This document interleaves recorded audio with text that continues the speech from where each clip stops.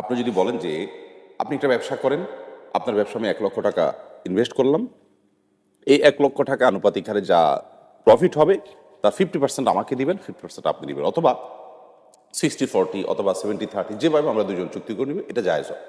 আরেকটা রাস্তা আছে, আমি আপনাকে 1,00,000 টাকা লোন দিলাম, কোনো ব্যবসা না, আপনি সেটা 2-4 মাস 6 মাস পরে, 1 বছর পরে, যে কোনো সময় পরে আপনি আমাকে ব্যাক করলেন। ব্যাক করার সময় আপনি চিন্তা করলেন লোকটা আমাকে লোন দিয়েছে, একটা বিপদের সময় উপকার করেছে, কিংবা আমার ইনভেস্টে তিনি দিয়েছেন, আমি সেখান থেকে কিছু প্রফিটও করেছি, অথবা প্রফিট নাই করলাম, আমার উপকার হয়েছে, আমি লোকটাকে ফেরত দেওয়ার সময় 1,00,000 টাকার সাথে আরো 5,000 টাকা বাড়াই দিলাম। এটা কিন্তু জায়েজ আছে, আমরা অনেকে এটা জানি না।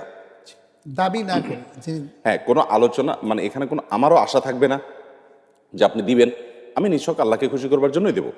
আপনি দেওয়ার সময় আপনার জায়গা থেকে আপনি বাড়িয়ে দিয়েছেন, এটা কিন্তু সুদ নয়, এটা বরং করজে হাসান, অর্থাৎ আপনি করজ ঋণ পরিশোধে উত্তমভাবে পরিশোধ বলা হয় এটাকে।